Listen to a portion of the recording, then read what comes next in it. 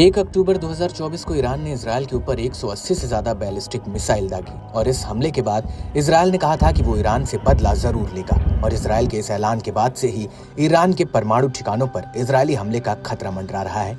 लेकिन इस सब के बीच रूस ईरान की ढाल बनकर पहले ही खड़ा था और अब इसमें चीन की भी एंट्री हो चुकी है, जो इजरायल के लिए बहुत बड़ा खतरा हो सकता है।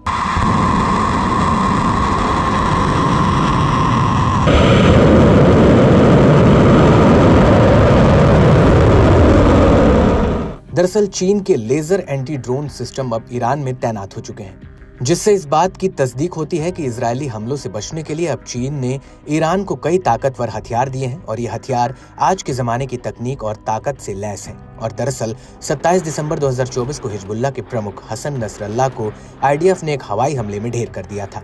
और नसरल्लाह की मौत के बाद ईरान के supreme leader Ayatollah Khamenei underground हो गए थे। उनको डर था कि कहीं नसरल्लाह के बाद अगला नंबर उनका ना हो। लेकिन करीब एक हफ्ता किसी गुप्त जगह पर रहने के बाद पिछले हफ्ते 4 अक्टूबर 2024 को अयातुल्लाह जुमे की नमाज के दौरान नजर आए। इस दौरान उन्होंने ईरानी जनता को संबोधित भी किया, लेकिन इस दौरान उनके बिल्कुल पास एक एंटी ड्रोन और एंटी मिसाइल लेजर सिस्टम को तैनात किया गया था, जिसका पता खामेनेई की तस्वीरें वायरल होने के बाद चला। और इन तस्वीरों के सामने आने के बाद इस बात की पुष्टि हो गई है कि ये लेजर एंटी ड्रोन सिस्टम है, जिसे खामेनेई की सुरक्षा के लिए उनके आसपास तैनात किया गया था।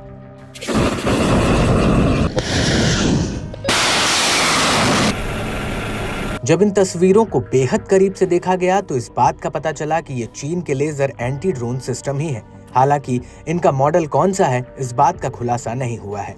एक्सपर्ट्स का कहना है कि इसकी रेंज करीब 4 किलोमीटर तक है। ये चीन के साइलेंट हंटर सिस्टम का एक वेरिएंट हो सकता है। हालांकि कुछ जानकारों का मानना है कि तेहरान में दिखा लेजर एंटी ड्रोन सिस्टम चीन के साइलेंट हंटर से अलग है, क्योंकि दोनों के अपर्चर के साइज में काफी फर्क है। चीन के साइलेंट हंटर का अपर्चर छोटा है, जबकि ईरान के एंटी ड्रोन सिस्टम का अपर्चर आकार में बड़ा था।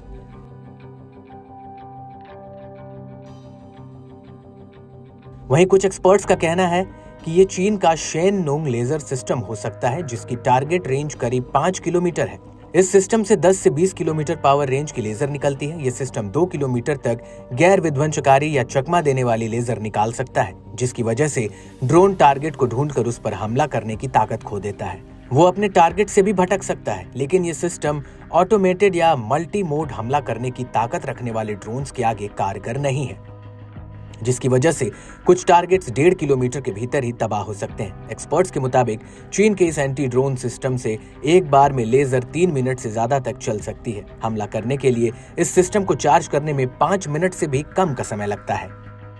वहीं इसको लेकर यूरेशियन टाइम्स ने चीन की आर्मी पीएलए पर नजर रखने वाले एक्सपर्ट्स के हवाले से बताया कि तेहरान में दिखा लेजर एंटी ड्रोन सिस्टम चीन का Shen Nong 3000 anti drone laser guided system हो सकता है। इसका डिजाइन अलग हो सकता है।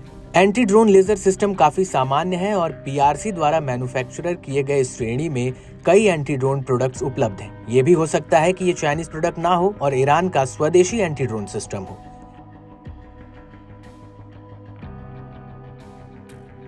कुछ एक्सपर्ट्स का ये भी कहना है कि ईरान के लिए इजरायल के ड्रोन और मिसाइलों को रोक पाना काफी खर्चीला है, इसलिए उसने अब जोर लेजर आधारित एंटी ड्रोन सिस्टम पर दिया है, जो खर्च के मामले में काफी किफायती है। और यही वजह है कि कुछ एक्सपर्ट्स का कहना है कि इन हालातों में भी ये हो सकता है कि ईरान ने चीन के एंटी ड्रोन सिस्टम को क्लोन किया हो या फिर उसकी रिवर्स इंजीनियरिंग करके उसे एक नया रूप दिया हो। लेकिन बड़ा सवाल ये है कि ड्रोन सिस्टम आखिर ईरान में कब आया और क्या ईरान ने इसे इजरायल पर हमला करने से पहले बनाया या फिर हाल ही में उसने इस टेक्नोलॉजी को चीन से हासिल की है।